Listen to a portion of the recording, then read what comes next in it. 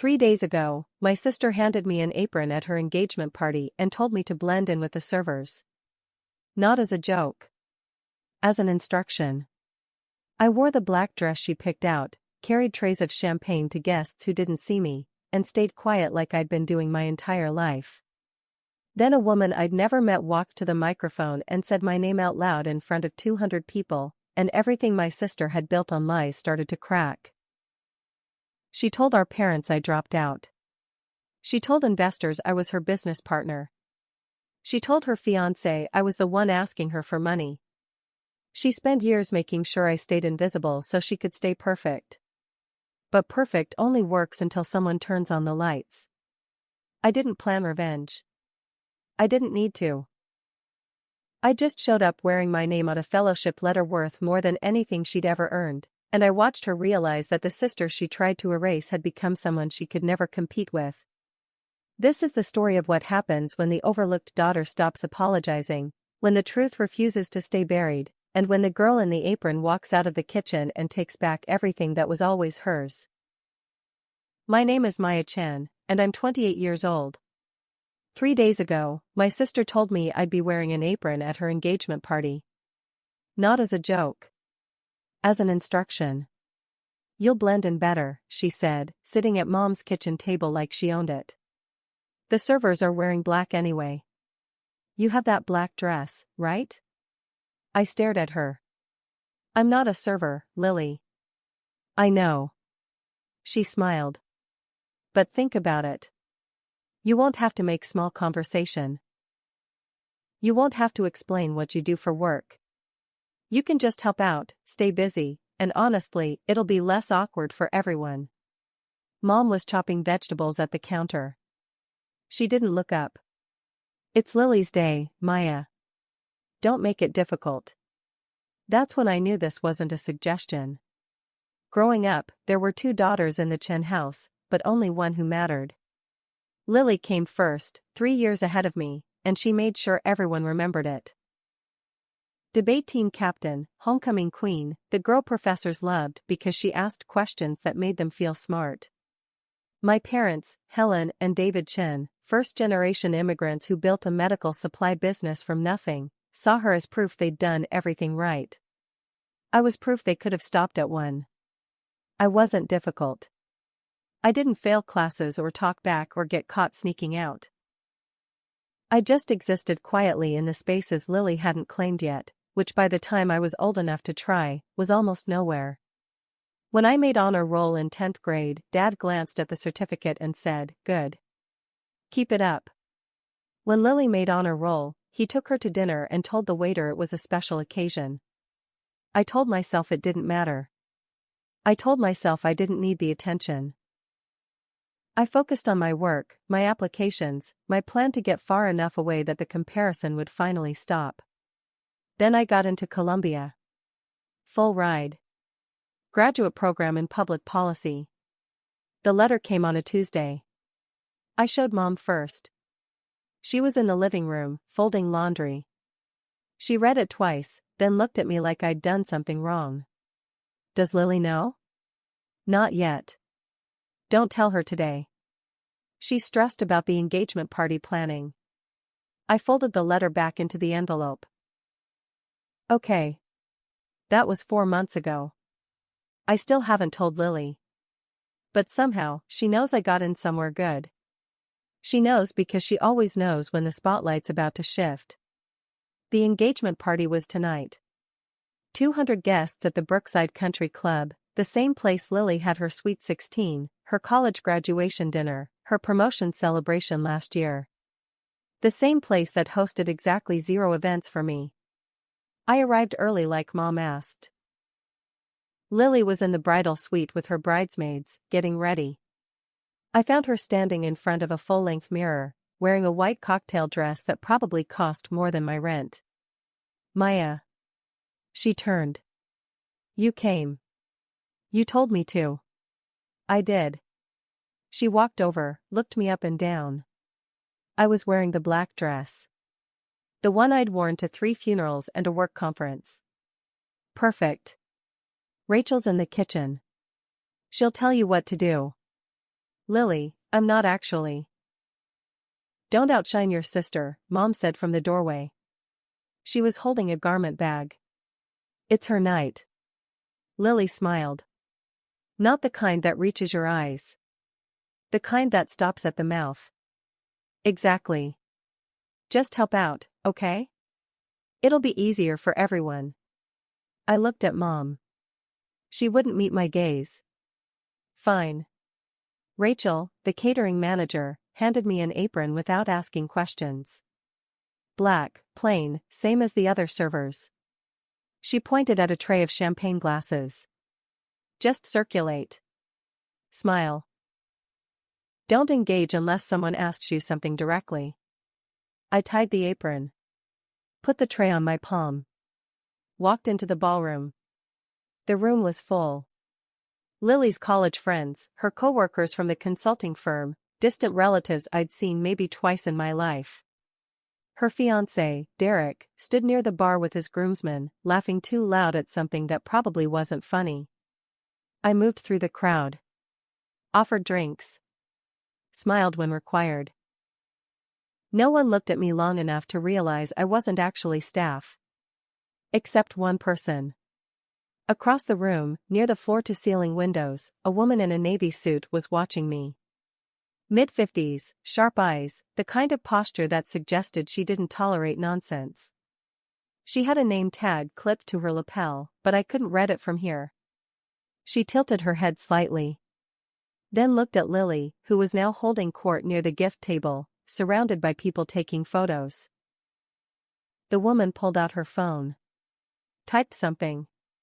Put it away. I kept moving. Maya? I turned. Aunt June, Dad's younger sister, was staring at me. She looked confused. What are you? Why are you? Helping out, I said quickly. Lily needed extra hands. June's mouth opened. Closed. She glanced toward Mom, who was now standing with Dad near the entrance, greeting late arrivals. June's expression shifted. She understood. Right, she said quietly. Of course. She walked away without taking a glass. 30 minutes in, Derek's father stepped to the microphone. The room quieted. He cleared his throat, started talking about how proud he was, how Lily was exactly the kind of woman his son deserved, how their future was bright. I stood near the kitchen entrance. Tray balanced. Invisible. Then I saw it. The woman in the navy suit was near the gift table. She wasn't looking at Derek's father. She was looking at the seating chart display near the entrance. Her phone was out again. She zoomed in on something, took a photo, then typed rapidly. Derek's father finished. Applause. Lily stood, waved, laughed. Derek kissed her cheek. And now, Derek's father said, I'd like to invite someone very special to say a few words. Someone who's been instrumental in making tonight possible. Lily's smile widened. She started to stand. Dr. Caroline Webb, from the Columbia School of Public Policy. Lily sat back down. Her smile didn't move, but something behind her eyes did. The woman in the navy suit stepped forward. She wasn't a guest. She was faculty. My faculty. She walked to the microphone, adjusted it, then looked directly at me. Good evening. I'm here tonight because 4 months ago, one of our incoming graduate students submitted an application essay that stopped me in my tracks. It was about family, sacrifice, and what it means to build something that lasts when no one's watching you do it. The room was silent. I could feel my heartbeat in my throat. That student was invited to present her research at our annual donor gala next week. We don't usually announce fellowship recipients at private events, but when I learned there was a family celebration tonight, I thought it might be meaningful to share the news in person. She paused. Looked at the crowd. The Presidential Fellowship in Public Policy, full funding, stipend included, goes to Maya Chen. The tray slipped. I caught it. Barely. Lily's face went white. Mom's hand flew to her mouth. Dr. Webb smiled. Maya, if you're here, I'd love to speak with you after the toasts. 200 people turned. Some looked confused. Some looked at the seating chart. Some looked at Lily, then at me, then back at Lily. I untied the apron. Set the tray on the nearest table. Walked toward Dr. Webb. Lily stood. Her mouth opened. No sound came out. I reached the front. Dr. Webb extended her hand. Congratulations, she said quietly. Your mother told my office she'd be here tonight. I thought it would be a nice surprise. My mother hadn't told me she'd called Columbia. My mother hadn't told me anything. I shook Dr. Webb's hand. Behind me, I heard Lily's voice. Shaky. No one told me. Derek leaned in, whispered something. She pushed his hand away. Dr. Webb handed me a folder. Your formal offer letter. We'll see you in 2 weeks for orientation. I opened it. The letterhead was real. The signature was real. The fellowship amount at the bottom made my stomach drop. Full ride. Plus $70,000 a year. For 3 years. I looked up. Found Mom in the crowd. She was crying. Not happy tears. The kind that come when you realize you've made a mistake you can't take back. Dad was staring at the floor. Aunt June was smiling. Actually smiling. And Lily. Lily was still standing. Still frozen. Still trying to figure out how to make this moment hers again. Dr. Webb touched my arm. There's one more thing. The fellowship comes with a research assistant position.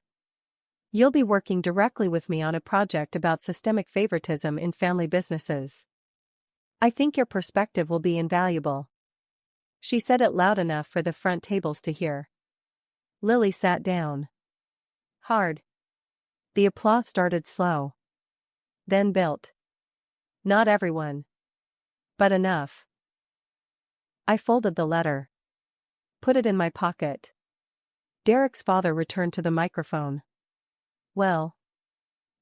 Congratulations, Maya. Truly. Now, let's get back to celebrating. Wait. Lily stood again. Her voice was sharp. This is my engagement party. I know, Dr. Webb said calmly. And I apologize for the interruption. But your mother specifically requested I come tonight. She said it would mean a lot to Maya to have family present when she received the news. Lily turned to Mom. You knew? Mom's face crumpled. I wanted. You wanted what? Lily's voice cracked. To humiliate me? No, sweetheart, She earned it, Aunt June said from her table. Loud enough to cut through. Maybe let her have it. Lily's hands were shaking. Derek tried to pull her back down. She yanked away. You're all. She didn't finish. Just walked out. Fast. Heels clicking. Derek followed. The room exhaled. Dr. Webb leaned in. I'll let you process. But Maya. We're very glad you're joining us. She left through the side exit. I stood there. Apron still on the table behind me. Letter in my pocket. Mom approached. Maya, I'm sorry, I thought it would be nice. You thought it would fix things. She flinched. Yes. It won't. I walked past her. Past Dad. Past the guests who were now pretending very hard to care about their champagne. I found Lily outside. She was leaning against Derek's car, crying. Real tears this time. Not performance. Actual devastation. I stopped a few feet away. She looked up. Mascara streaked. You planned this. I didn't. You told her to come. I didn't even know she was coming. Liar. I took a breath. I'm not lying. But I'm also not sorry. She stared at me. What? You heard me. Derek shifted. Maya, maybe give her some space. I've been giving her space my entire life, I said. I'm done. Lily's face twisted. You're jealous. You've always been jealous. No. I've been invisible. There's a difference. Oh, please. Name one thing I've accomplished that you didn't try to minimize. Silence. Exactly. I turned to walk back inside. Wait. I stopped. Didn't turn around. You're really going? To Columbia? Yes. And you're taking the fellowship? Yes. Another pause. Then, quieter, good for you. I turned. She wasn't looking at me. She was looking at the ground. I mean it, she said. Good for you. I didn't believe her. But I nodded anyway. Inside, the party had restarted. Music. Laughter. People pretending the last 10 minutes hadn't happened. Dr. Webb was gone. Aunt June caught my eye, raised her glass. I walked to the exit. Didn't say goodbye. My phone buzzed. A text. From a number I didn't recognize. This is Caroline Webb. I wanted to give you my direct contact in case you need anything before orientation. Also, your mother called me 6 weeks ago. She said you'd never tell anyone about Columbia because you didn't want to upset your sister. She asked if there was a way to make sure you actually showed up. I told her I'd handle it. She loves you. Even if she's terrible at showing it. I stared at the message. Another buzz. P.S. Keep the apron. Looks like you won't be needing it anymore. I looked back through the window. Lily and Derek had come back inside. She was smiling again. Posed for photos. The performance had resumed. But when she glanced toward the door, toward where I'd been standing, her smile slipped. Just for a second. Just long enough for me to see it. I got in my car. Drove home. Sat in the dark for exactly 3 minutes. Then I opened my laptop. Found the email from Columbia. The one with the housing application attached. I filled it out. Submitted it. 2 weeks until I left. 14 days until I became someone they couldn't ignore anymore. The apron was still in my bag. I pulled it out. Folded it carefully. Then I threw it in the trash. The call came at 6 in the morning. Mom's number. I let it ring. She called again. Then again. On the 4th attempt, I answered. Maya, we need to talk. I'm packing. Please. Just come to the house. Your father and we want to explain. There's nothing to explain. There's a lot to explain. Things you don't know about. Things that, she stopped. Her voice dropped. Things about Lily. I sat up. What things? Not over the phone. Come at 9. Please. She hung up. I stared at the ceiling for 10 minutes. Then I got dressed. The house looked the same as it had 3 days ago. Same white exterior, same perfectly trimmed hedges, same driveway where Lily's car used to be parked next to mine until she moved out and I became the only daughter who still showed up for Sunday dinners. Dad's truck was in the garage. Mom's sedan was out front. I walked in without knocking.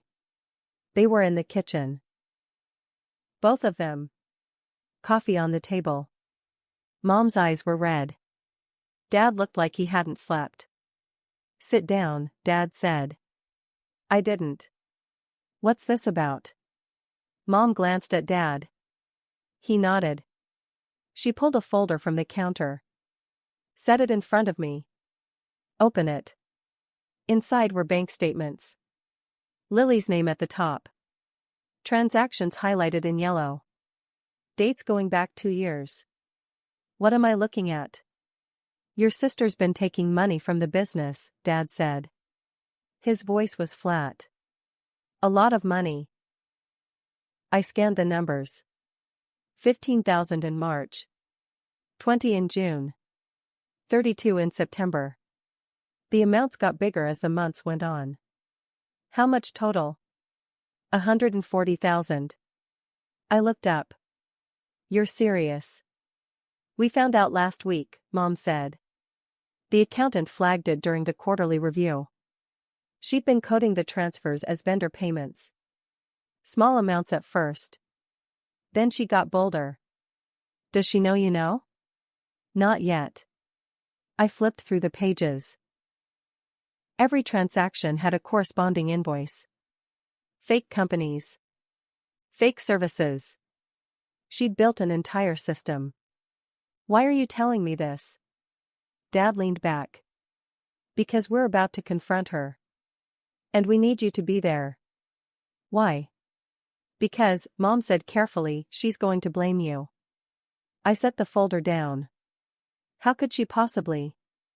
She's been telling people you've been asking her for money. That you've been struggling. That she's been helping you out because we refused to. The room went quiet. That's insane. We know. Then why would I need to be there? Mom's hands were shaking. Because Derek's family is involved. His father loaned Lily $50,000 last year. She told him it was for a business opportunity you two were starting together. He thinks you're a partner. I laughed. Couldn't help it. She's unbelievable. She's desperate, Dad said. The engagement's expensive. The wedding's going to be worse. She's been living beyond her means for years, and she thought she could cover it before anyone noticed. But you noticed. We did. I walked to the window. Looked out at the backyard. The same yard where Lily and I used to play when we were kids. Before she figured out that being first meant I didn't have to exist. When are you confronting her? Today. Noon. She thinks it's a wedding planning meeting. And you want me there as what? A witness? As proof, Mom said. She can't lie about you if you're standing right there. I turned around. You really think she'll admit it? She won't have a choice. Derek's father is coming too. He wants his money back. Something about the way Mom said it made me pause. Does Derek know? Not yet. So you're telling his father before you tell him? Mr. Harrison deserves to know where his money went. And Derek doesn't? Dad shifted. Derek will find out. But we need to handle this carefully. If he calls off the engagement, Lily will. Will what? Neither of them answered. I picked up the folder. Flipped back to the first page. March 2 years ago. Right after I'd gotten my job offer in the city. Right after Lily's promotion fell through. She started stealing the same month I moved out. Mom looked away. That's not a coincidence. We don't know. Yes, you do. I set the folder down. She couldn't handle me doing well. So she created a version of me that was failing. And you let her. We didn't know she was lying about you. You didn't ask. You just assumed if Lily said I was struggling, I must be. Dad's jaw tightened. We're asking you now. 2 years too late. Maya. I'll be there. But not for you. For me. I left before they could respond. The meeting was at the house. Same kitchen table. Same chairs. Different energy. Mom had set out water glasses. Dad was pacing. Mr. Harrison arrived first. Tall, silver hair, the kind of handshake that felt like a test. He nodded at me. Maya. Good to see you. You too. Lily tells me your policy program is going well. I blinked. She told you about Colombia? Of course. She's very proud. Said you two have been working on some consulting ideas together. He smiled. I'm always happy to invest in smart young women. I looked at Mom. She was staring at the table. Right, I said slowly. The consulting ideas. We should talk specifics soon. I'd love to hear your pitch. The front door opened. Lily's voice carried down the hall. Bright. Cheerful. Sorry I'm late. Traffic was, she stopped. Saw Mr. Harrison. Saw me. Her smile flickered. What's going on? Sit down, Lily, Dad said. Is this about the centerpieces? Because I told the florist. It's not about the wedding. She sat. Slowly. Her eyes moved between all of us, trying to calculate. Mr. Harrison spoke first. Lily, I've been reviewing some financial documents with your parents. There seems to be some confusion about the loan I gave you last year. Her face went very still. What kind of confusion? You told me the $50,000 was for a business venture with your sister. A consulting firm. But your father tells me no such business exists. Lily's hands gripped the edge of the table. There was a miscommunication. We were exploring options, but it didn't. Where's the money, Lily? Dad's voice was ice. I used it there were expenses. Where is it? She looked at me. Really looked at me. And I saw it happen. The same calculation she'd done at the engagement party. The same shift from panic to offense. Maya knows about this. No, I don't. Yes, you do. We talked about it. You said you needed help with. I have never asked you for money. You're lying. Show me a text. An email. Anything. She opened her mouth. Closed it. Mr. Harrison leaned forward. Lily, if the money went somewhere else, just tell us. We can work this out. It went to the business. Maya and I were going to. There is no business, I said. Calm. Clear. There never was. I didn't even know about the loan until 20 minutes ago. Lily's voice rose. That's not, you're doing this on purpose. Show him the statements, I said to Dad. He slid the folder across the table. Mr. Harrison opened it. His expression changed as he read. Page after page. Highlighted numbers. Fake invoices. Jesus Christ. Lily stood. I can explain. Sit down. Dad's voice cracked like a whip. She sat. Mr. Harrison closed the folder. This is fraud. It was a misunderstanding. You forged vendor invoices. You transferred funds without authorization. You lied about where the money was going. I was going to pay it back. With what? Mom's voice was barely a whisper. You don't have anything, Lily. You've been living off credit cards and our accounts for 2 years. Because you wouldn't help me. We gave you everything. You gave Maya Colombia. Lily's voice cracked. You gave her the fellowship. You gave her Dr. Webb showing up at my party to humiliate me. I earned that, I said quietly. You always earn it. You always get to be the victim who worked so hard. I worked hard because no one was paying attention otherwise. That's not true. Name one thing I did that you celebrated. Silence. Mr. Harrison stood. I want my money back. All of it. By the end of the month. I don't have it. Then sell something. Figure it out. Because if I don't see that money, I'm calling my lawyer. He looked at Dad. I'm sorry. I thought I was helping. You were helping her lie, Dad said. He sounded exhausted. Mr. Harrison left. The door closed. The kitchen felt smaller. Lily was crying now. Real tears. The kind that come when you know you're cornered. I needed it. The wedding, the dress, the venue, Derek's family expects. Derek doesn't know, does he? I asked. She went pale. That's why you're panicking. Not because we found out. Because he's about to. You can't tell him. We're not telling him, Mom said.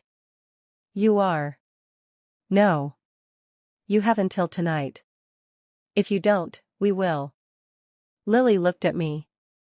Desperate. Maya, please. You know what this will do. I know what you did to me for 2 years. I know you used my name to steal money. I know you built an entire fake story about me being broke and desperate while I was actually doing fine. I stood. So no. I'm not helping you. I'm your sister. You're a liar. I walked out. Mom followed me to the driveway. Maya, wait. What? I need you to understand something. Your father and we didn't know how bad it had gotten. We hoped. You hoped she'd stop on her own. Mom's face crumpled. We wanted to give her a chance to fix it. You gave her 2 years. We were wrong. I got in my car. Started the engine. Mom knocked on the window. I rolled it down. There's something else, she said. Something I didn't tell your father yet. What? She pulled an envelope from her pocket. This came to the house yesterday. It's addressed to you. From Lily's apartment building. The landlord. I took it. Opened it. Inside was a notice. Eviction warning. 3 months unpaid rent. Contact information for collections. She's been living there rent-free? She's been telling us she pays it. But I called the landlord this morning. She hasn't paid since January. I stared at the notice. January. The same month she got engaged. The same month she started planning a $40,000 wedding. She's going to lose everything, isn't she? Mom didn't answer. I drove home. Sat in the parking lot. Read the notice 3 more times. My phone buzzed. A text from a number I didn't recognize. This is Derek. We need to talk. Lily told me something about you and I want to hear your side before I make any decisions. I typed back. What did she tell you? 3 dots appeared. Disappeared. Appeared again. That you've been sabotaging her. That you paid someone to investigate her finances because you were jealous. That the engagement party thing was staged. I read it twice. Then I called him. He answered on the first ring. Maya. Where are you? At my parents' house. Lily's here. She's saying things that don't make sense but. I'm coming over. Don't let her leave. Maya, what's going on? You're about to find out. I hung up. Started the car. The folder Dad had given me was still on the passenger seat. I grabbed it. Drove to Derek's parents' house. Knocked on the door.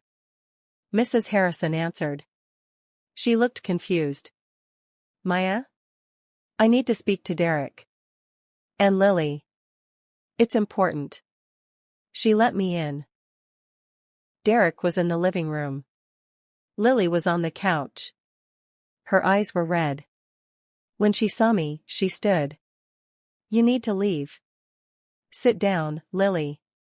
This is Derek's house. And these are your bank statements. I handed the folder to Derek. Read them. He opened it. Lily lunged forward, tried to grab it. I stepped between them. Don't. Maya, please. Derek's face changed as he read. Page after page. His hands started shaking. What is this? Ask her. He looked at Lily. You told me Maya was the one in trouble. You said she needed help. You said, his voice broke. You used my father's money for what? Shopping? It wasn't like that. Then what was it like? She didn't answer. Couldn't. Derek set the folder down. Walked to the window. Stood there for a long time. Then he turned around. The wedding's off. Lily made a sound like she'd been hit. Derek, no, we can fix this. You lied to me. You lied to my family. You stole from your own parents and blamed your sister. His voice was shaking. I don't know who you are. I'm the same person. No. You're not. He walked past her. Past me. Out of the room. Lily collapsed on the couch. Mrs. Harrison appeared in the doorway. I think you should leave, Lily. Mrs. Harrison, please. Now. Lily looked at me one last time. Her face was destroyed. Then she grabbed her purse and left. Mrs. Harrison turned to me. I'm sorry you were dragged into this.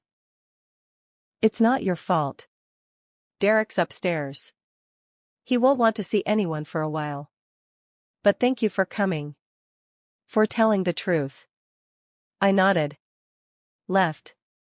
My phone was ringing before I got to the car. Mom. Derek called off the wedding.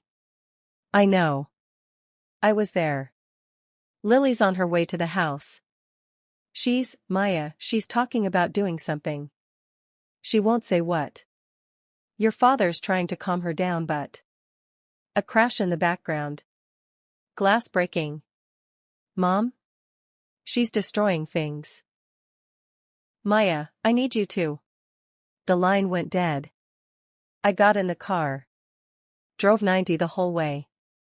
When I pulled up, Lily's car was in the driveway. The front door was open. I walked in. The living room was a disaster. Picture frames shattered. Furniture overturned. Mom was in the corner. Dad was standing in the middle, hands up like he was trying to calm a wild animal. Lily was holding Mom's laptop. She saw me. Her face twisted. This is your fault. Put it down, Lily. You ruined everything. You always ruin everything. She threw it. I ducked. It hit the wall behind me. Shattered. Dad moved toward her. Lily, stop. She grabbed a vase. He froze. I had everything. Everything. And you took it because you couldn't stand watching me be happy. You weren't happy, I said. Calm. You were broke and lying and stealing from everyone who loved you. Because no one helped me. We helped you for 28 years. It was never enough. She threw the vase. It missed. Barely. Mom was crying. Dad was yelling. Lily was screaming. And I stood there. Watching it all fall apart. Then my phone buzzed. A text. From Dr. Webb. Orientation starts Monday. Housing is ready. Your research materials have been delivered to your office. See you soon. I looked up. Lily was staring at me. What? I showed her the text. She read it. Her face went blank. You're still going? Yes. Even after this. Even after. Especially after this. She dropped the vase she was holding. It shattered at her feet. She didn't move. I hate you. I know. She walked out. Got in her car. Drove away. Mom sat down hard. Dad ran his hands through his hair. I picked up my bag. Headed for the door. Maya. I stopped. Didn't turn around. We need to talk about what happens next, Mom said. With Lily. With the business. With. I'm leaving in 3 days. Whatever happens next is your problem. Not mine. I walked out. Got in my car. Drove to my apartment. Started packing for real this time. My phone buzzed again. Unknown number. I answered. Hello? Maya Chen? Yes? This is Amanda Reeves. I'm a reporter with the Hartford Tribune. I'm working on a story about financial fraud in family businesses. Your name came up in connection with the Chen medical supply case. Do you have a moment to comment? I sat down. How did you get this number? Public records. There's been a formal complaint filed. Your sister's name is on it. So is yours. I'm trying to verify. My name shouldn't be on anything. According to the complaint, you were listed as a business partner in several loan applications. Were you aware? I hung up. Called Dad. There's a reporter asking about me. About fraud charges. What the hell is going on? Silence on his end. Dad? Lily filed a counter-complaint this afternoon. She's claiming you coerced her into the transactions. That you threatened to expose her unless she gave you access to the accounts. The room tilted. That's insane. I know. Then stop her. We can't. She hired a lawyer. A good one. He's saying she has texts from you. Emails. Proof. I never sent her anything. Maya, I believe you. But she's building a case. And right now, it's her word against yours. I hung up. Stared at the wall. Then I opened my email. Searched for Lily's name. Found hundreds of messages. Most from years ago. I scrolled. Kept scrolling. Then I saw it. An email thread from 6 months ago. Subject line, quick favor. I opened it. Hey Maya, can you send me that Columbia application essay you wrote? I want to show it to a friend who's applying. She's struggling with hers and I think yours would be a great example. I'd send it. No hesitation.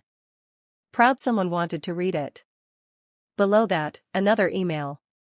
2 days later. From an address I didn't recognize. Subject, partnership proposal. The body was my essay. Word for word. But the signature at the bottom wasn't mine. It was Lily's. She'd used my work to pitch herself to investors. She'd taken my words and made them hers. I kept scrolling. Found more. Emails to Derek's father. To business contacts. To banks. All of them had pieces of things I'd written. Things I'd sent her when she asked for help. Things I thought were going into the void of sisterly favors. She'd weaponized all of it. My phone rang. Dr. Webb. I answered.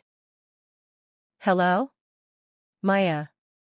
I just received a very strange call from a lawyer representing someone named Lily Chen. He's asking questions about your fellowship. About whether you disclosed family financial entanglements. He's implying. It's not true. I didn't think it was. But I need you to understand something.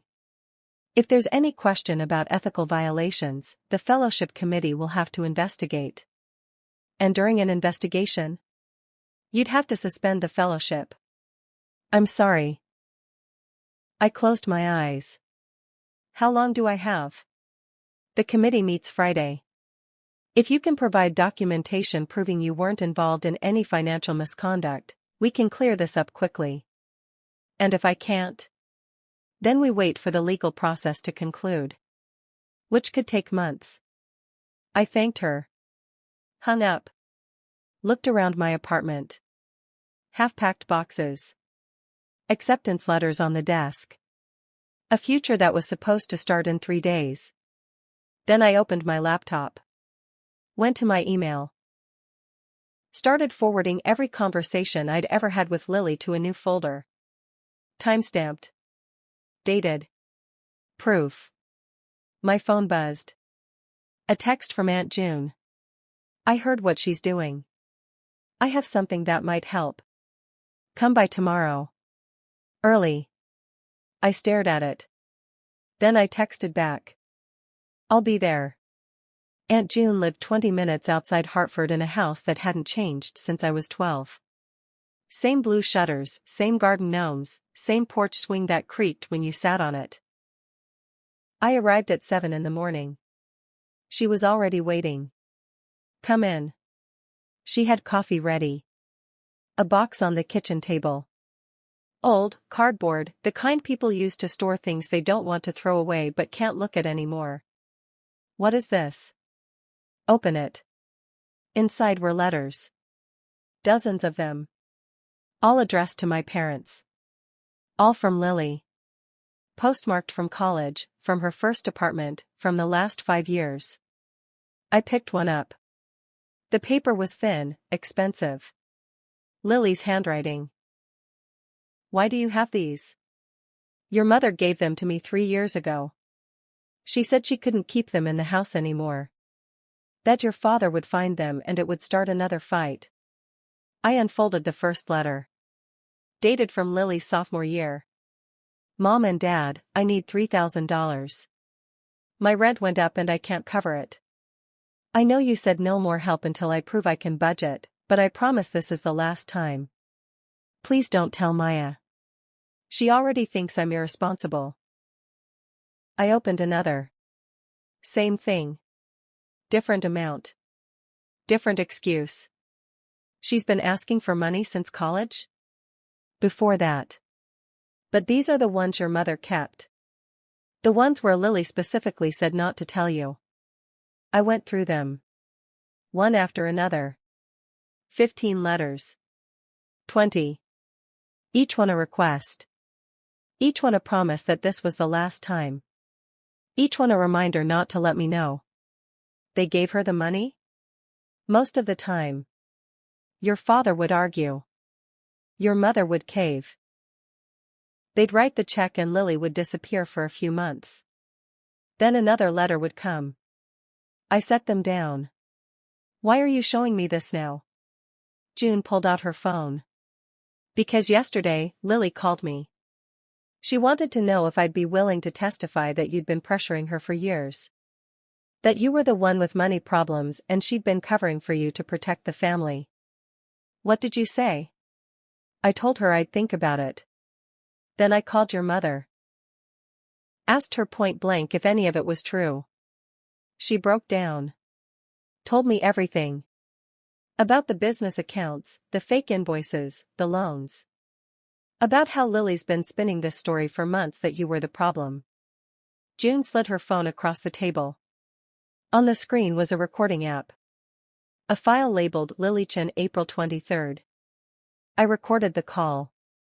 Every word. She didn't know. I pressed play. Lily's voice came through. Bright. Confident. Aunt June, I need you to understand something. Maya's always been jealous of me. Since we were kids. And now that I'm getting married and she's still alone, it's gotten worse. She started asking me for money last year. Small amounts at first. Then bigger. I gave it to her because she's my sister. But then she got into Colombia and suddenly she didn't need me anymore. So she's trying to destroy my life. She's the one who told Derek's dad about the accounts. She fabricated those statements to make me look bad. June's voice, careful. That doesn't sound like Maya. I know how it sounds. But you have to believe me. She's dangerous. She's trying to ruin my wedding, my relationship, everything. And I need people who know the real her to back me up. Will you help me? Silence on the recording. Then June. I'll think about it. Thank you. I knew you'd understand. The recording ended. I looked up. You're giving this to me? I'm giving it to whoever needs to hear it. Your lawyer. The reporter. Dr. Webb. Whoever. Lily will know it came from you. I don't care. I've watched your parents choose her over you for 30 years. I'm done watching.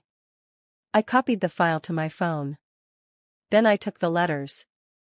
All of them. Thank you. Go to Columbia, Maya. Don't let her take that from you too. I drove straight to Dad's office. He was at his desk. Alone. Stacks of paperwork everywhere. He looked up when I walked in. Maya. I dropped the box on his desk. Read these. What are they? Letters. From Lily. Asking for money. 4 years. All of them say the same thing. Don't tell Maya. He opened one. Then another. His face changed with each one. Where did you get these? Aunt June. Mom gave them to her because she couldn't stand having them in the house. He kept reading. His hands started shaking. I didn't know there were this many. Yes, you did. You just didn't want to admit how bad it was. He set the letters down. Looked at me. What do you want me to do? Call Lily's lawyer. Tell him you're withdrawing any support for her countercomplaint. Tell him if he proceeds, you'll provide evidence that she's been defrauding the family for years. She's still my daughter. So am I. He closed his eyes. Nodded. I'll call him. Today. Today. I left. Drove to the Tribune offices. Asked for Amanda Reeves. She met me in the lobby. Mid-30s, sharp eyes, recorder already out. You wanted to talk? I want to give you the real story. We sat. I walked her through everything. The engagement party. The bank statements. The letters. The recording from Aunt June. She took notes. Asked questions. Verified dates. This is significant. If I run this, your sister's reputation will be gone. I know. And you're okay with that?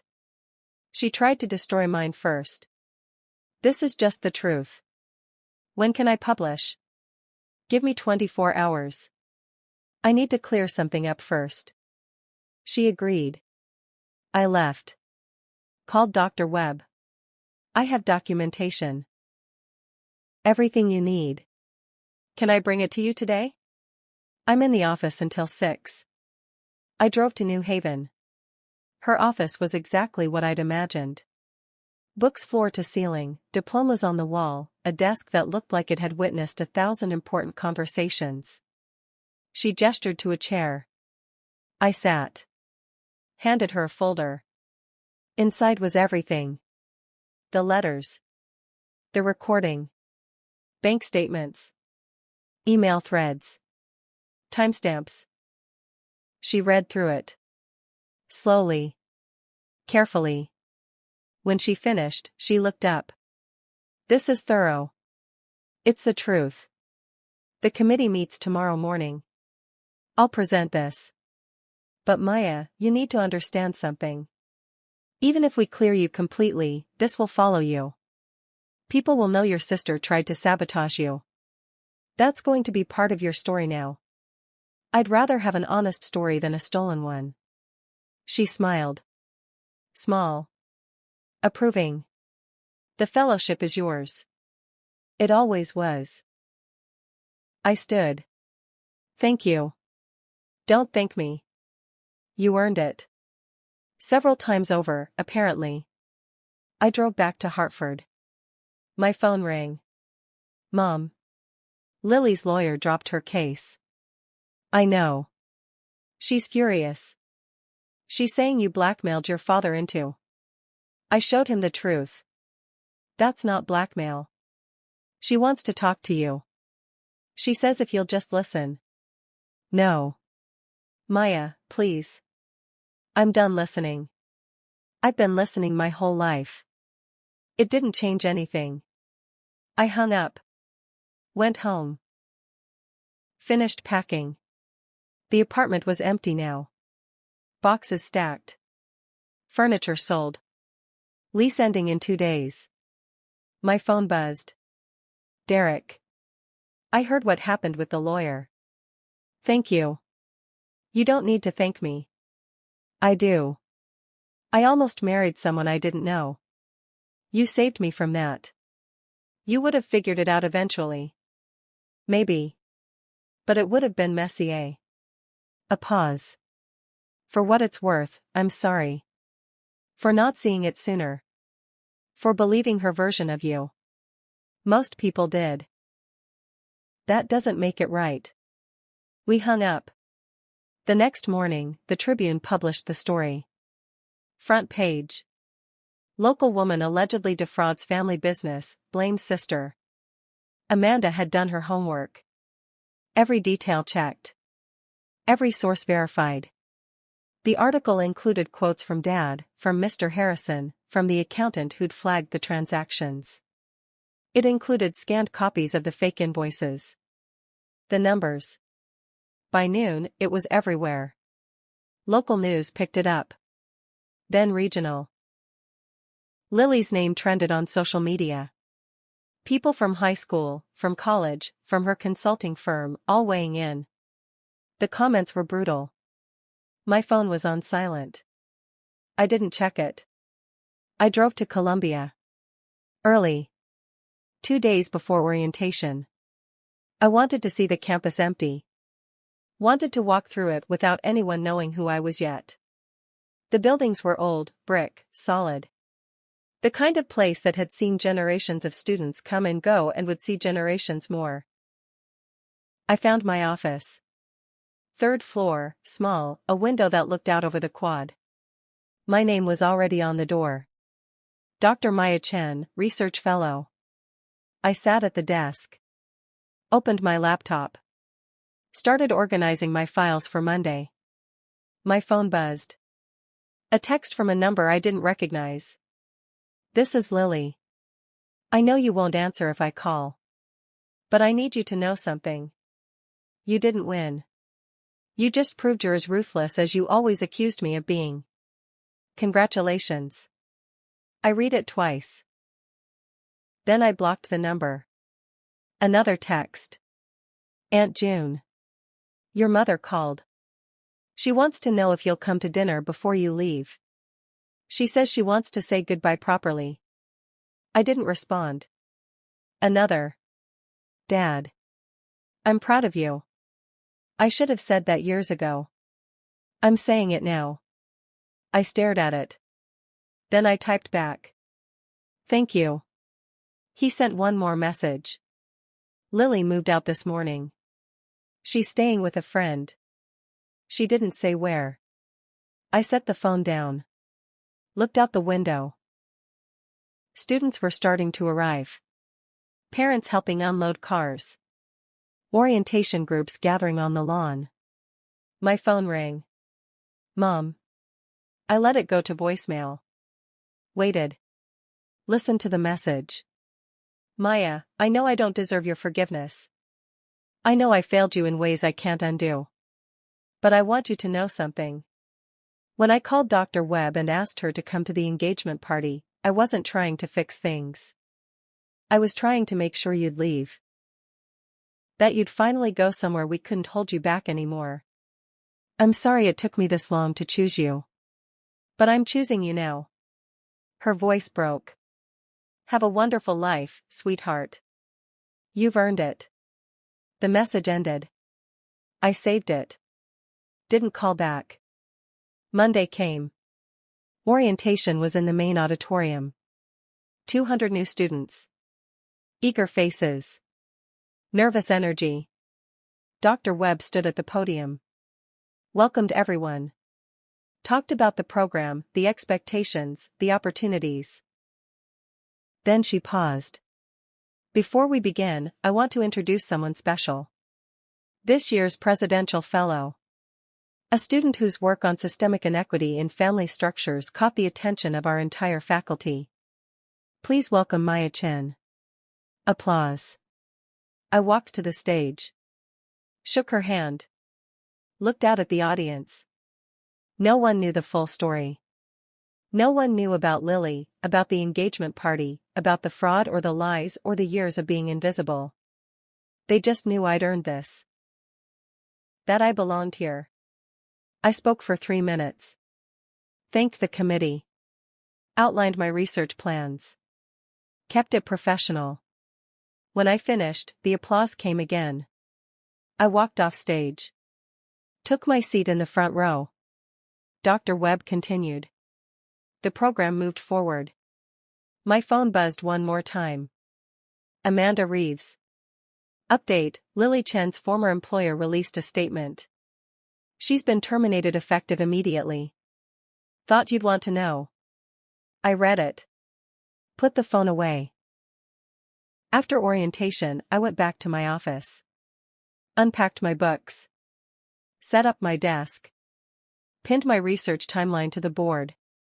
There was a knock. I turned. A student stood in the doorway. Young, maybe 22, holding a folder. Dr. Chen? Sorry to bother you. I'm working with Dr. Webb this semester and she said you might have time to review my proposal. It's about financial coercion in sibling relationships. I looked at the folder. Then at her. Come in. She sat. Opened her notes. Started explaining her thesis. I listened. Asked questions. Gave feedback. An hour later, she left. Grateful. Energized. I turned back to my desk. Looked at the research materials Dr. Webb had sent. Studies on favoritism. On scapegoating. On the long-term psychological effects of being the overlooked child. I opened my laptop. Started drafting the introduction to my thesis. This paper examines the structural dynamics of sibling hierarchies in immigrant families, with particular focus on how perceived success in one child often necessitates the diminishment of another. I wrote for 3 hours. No interruptions. No distractions. Just work. When I finally stopped, the sun had set. The campus was quiet. I packed up. Locked the office. Walked across the quad toward my apartment. My phone buzzed. Unknown number. I almost didn't answer. Hello? Maya Chen? Yes. This is Channel 8 News. We're doing a follow-up story on the Chen family fraud case and we'd like to get your perspective.